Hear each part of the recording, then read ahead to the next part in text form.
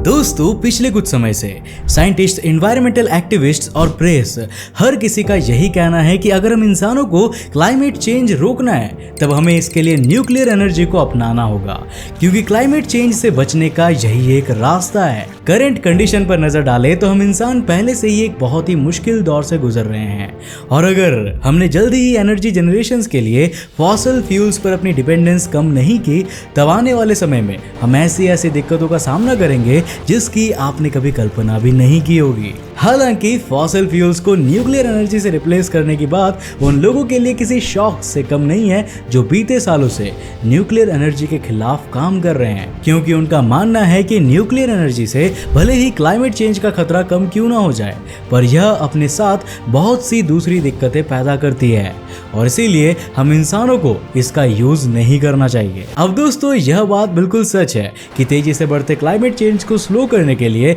हम इंसानों को ग्रीन हाउस गैस एमिशन को नेट जीरो करने तक कम करना होगा। अगर 2018 के आंकड़ों पर नजर डाली जाए तो इस दुनिया के टोटल एमिशन में से लगभग 76% एमिशन केवल एनर्जी प्रोडक्शन से ही हुआ था, जो कि फॉसिल फ्यूल्स को बर्न करके उत्पन्न की जाती है। अब दोस्तों एनर्जी की बात करें तो एनर्जी एक ऐसा टर्म है जिसके बिना आज के समय में कुछ भी पॉसिबल नहीं है, क्योंकि हम इंसान एक जगह से दूसरी जगह जाने और अपने घरों को गर्म रखने के लिए भी एनर्जी का ही इस्तेमाल करते हैं। अब मौजूदा समय में देखें तो इस दुनिया के लगभग 84% प्राइमरी एनर्जी फॉसिल फ्यूल्स यानी कि ऑयल, कोल और गैस से ही आती है, जिसमें से ग्लोबल ऑयल सप्लाई का 10% सिर्फ बॉयलर्स में ही बर्न होता रहता है, क्योंकि इनके इसी तरह बर्न होने से ही हमारे घरों में इलेक्ट्रिसिटी आ पाती है। अब दोस्तों आपकी जानकारी के लिए बता दूं कि आज की कंडीशन में दुनिया की टोटल एनर्जी का महज 16% ही लो एमिशन सोर्सेज से आ रहा है, जिसमें से 7% हाइड्रो इलेक्ट्रिक सोर्सेज से उत्पन्न की जा रही है और 5%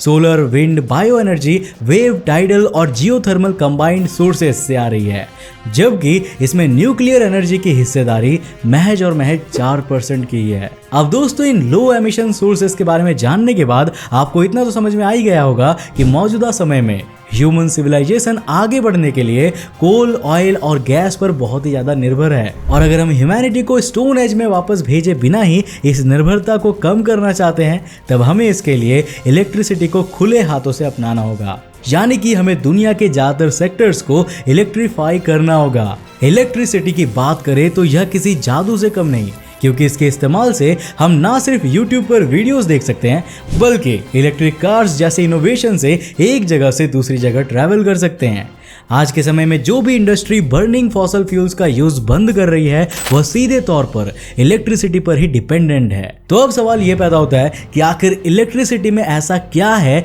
जो बर्निंग फॉसिल फ्यूल्स के बाद हर कोई इसी की तरफ जा रहा है। वेल दोस्तों दरअसल इलेक्ट्रिसिटी एक ऐसा स्टफ है जिसे लो एमिशन टेक्नोलॉजीज यानी कि सोलर, विंड और न्यूक्लियर टेक्नोलॉजी से भी जनरेट किया जा सकता है, और शायद यही वजह है कि आज परिवर्तन के इस युग में इलेक्ट्रिसिटी सबसे बड़ा हथियार बनकर सामने आई है। लेकिन दोस्तों आपको जानकर हैरानी होगी कि फिलहाल इलेक्ट्रिसिटी के साथ भी एक बड़ी सी दिक्कत सामने आ रही है, और वह दिक्कत है उसका सोर्स ऑफ जनरेशन। दरअसल यार इस दुनिया के ज्यादातर देशों के अंदर इलेक्ट्रिसिटी फॉसिल फ्यूल्स को बर्न करके ही जनरेट की जाती है, और इतना ही नहीं पिछले 20 सालों में देखा जाए तो दुनिया की इलेक्ट्रिसिटी की जरूरत करीब 73% तक बढ़ गई है, और ये जरूरत फिलहाल फॉसिल फ्यूल्स के बिना पूरी नहीं हो सकती। दोस्तों आज भले ही हम इंसान रिन्यूएबल एनर्जी सोर्सेज को रिकॉर्ड स्पीड से इंस्टॉल कर रहे हैं, पर इसी दौरान हमारी जरूरत के हिसाब से इलेक्ट्रिसिटी को उत्पन्न करने के लिए बर्न हो रहे फॉसिल फ्यूल्स का अमाउंट भी साल दर साल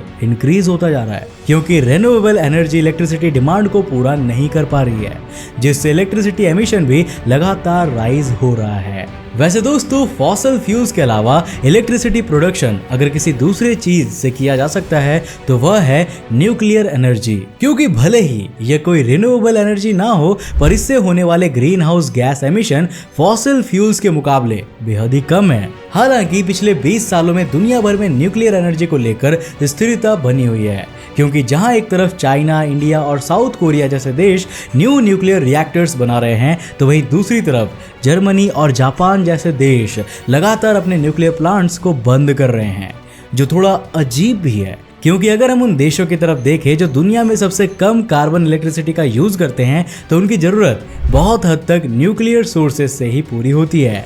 अब फ्रांस और स्वीडन को ही ले लीजिए, क्योंकि फ्रांस में महज 10% एनर्जी ही फॉसिल फ्यूल से जनरेट की जाती है, जबकि यहाँ न्यूक्लियर एनर्जी का परसेंटेज लगभग 67% है और बाकी बची 23% एनर्जी रिन्यूएबल्स से जनरेट होती है। अब दोस्तों ऐसा ही कुछ स्वीडन के साथ भी है, क्योंकि स्वीडन की एनर्जी का लगभग 30% हिस्सा न्यूक्लियर पावर से जनरेट होता है, जबकि बाकी बची एनर्जी की नीड हाइड्रो और रिन्यूएबल्स से पूरी होती है, जो साबित करता है कि न्यूक्लियर एनर्जी बड़े स्केल पर भी काम कर सकती है। दोस्तों तकनीकी तौर पर देखें तो पिछले कुछ दशकों में इन्वेस्टमेंट और इनोवेशन की कमी से दुनिया के ज्यादातर न्यूक्लियर रिएक्टर्स बहुत ही ज्यादा पुराने हो चुके हैं, जिन्हें रिप्लेस करना बहुत ही ज्यादा महंगा पड़ेगा। वेस्टर्न कंट्रीज का तो इस मामले में और भी बुरा हाल है, क्योंकि उनके लिए न्यू न्यूक्लियर रिएक्टर्स बिल्ड करना बहुत ही ज्यादा एक्सपेंसिव हो गया है। साथ ही बदलती पॉलिसीज और रेगुलेशंस ने नए न्यूक्लियर पावर प्लांट्स का निर्माण और भी ज्यादा मुश्किल बना दिया है, जिन्हें पूरी तरह से बिल्ड करने में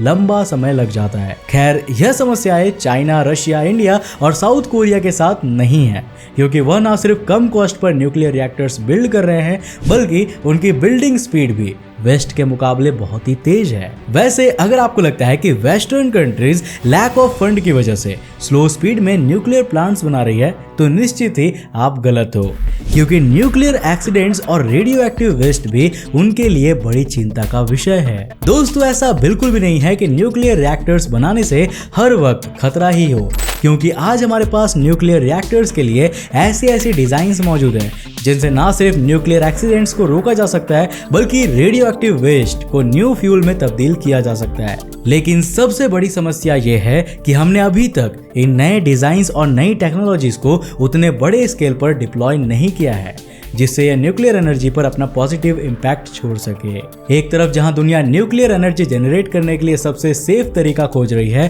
तो वहीं दूसरी तरफ कुछ लोग ऐसे भी हैं जिनका मानना है कि न्यूक्लियर एनर्जी ह्यूमैनिटी के लिए एक बड़ा खतरा साबित हो सकती है, जिस वजह से इंसानों को रिन्यूएबल्स एनर्जी जनरेट करने पर ध्यान देना चाहिए। लेकिन यार रिन्यूएबल इंफ्रास्ट्रक्चर तैयार करने से पहले हम इंसानों को एनर्जी को इलेक्ट्रिसिटी से रिप्लेस करना होगा, यानी कि हमें फॉसिल फ्यूल से चलने वाली हर एक चीज को इलेक्ट्रिसिटी से चलने लायक बनाना होगा, जिस वजह से इलेक्ट्रिसिटी डिमांड्स और भी ज्यादा इंक्रीज हो जाएगी। आज अगर देखें तो हम इंसानों के पास इतनी रिन्यूएबल एनर्जी सोर्सेस नहीं है कि हम उससे पूरी दुनिया की इलेक्ट्रिक डिमांड को पूरा कर सके। वैसे अगर इन फ्यूचर हम रिन्यूएबल इंफ्रास्ट्रक्चर को मजबूत कर भी लेते हैं, तब भी चेंजिंग वेदर हमारे लिए एक बड़ा कंसर्न बन जाएगा,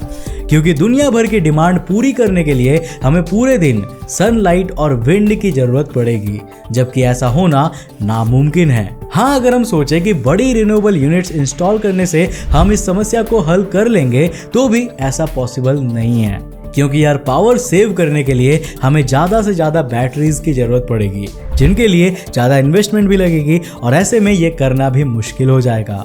यह सब जानने के बाद आपको इतना तो समझ में आ ही गया होगा कि फिलहाल इस दुनिया में न्यूक्लियर एनर्जी से लेकर रिन्यूएबल्स तक हर सेक्शन में दिक्कतें हैं, क्योंकि चाहे न्यूक्लियर एनर्जी हो या फिर रिन्यूएबल एनर्जी, हाई इन्वेस्टमेंट के साथ नई टेक्नोलॉजी एंड इनोवेशन दोनों में ही चाहिए, क्योंकि तभी इनका पॉजिटिव आउटकम निकल कर आएगा। तो दोस्तों अब सवाल ये खड़ा होता है कि इनमें से क्या ज्यादा सही है, न्यूक्लियर एनर्जी या फिर रिन्यूएबल सोर्सेस? वेल यार, रैपिड क्लाइमेट चेंज को देखते हुए दुनिया भर के जानकारों की माने तो उनके मुताबिक करंट कंडीशन में हम इंसानों को न्यूक्लियर एनर्जी और रिन्यूएबल्स दोनों पर ही काम करना चाहिए, क्योंकि दोनों ही रैपिड क्लाइमेट चेंज को रोकने में कारगर है। वैसे ये बात एक तरह से सही भी लगती है, क्योंकि अगर मौजूदा समय में हम दुनिया भर के न्यूक्लियर पावर प्लांट्स को शट डाउन भी कर देते हैं, तब उनसे जनरेट होने वाली पावर की भरपाई हमें फॉसिल फ्यूल्स को बर्न करके ही करनी पड़ेगी, जो कि क्लाइमेट चेंज रोकने के हमारे प्रयास को उल्टा कर देगा। जिस वजह से यह सही है कि हम न्यूक्लियर और रिन्यूएबल्स दोनों पर एक साथ काम करें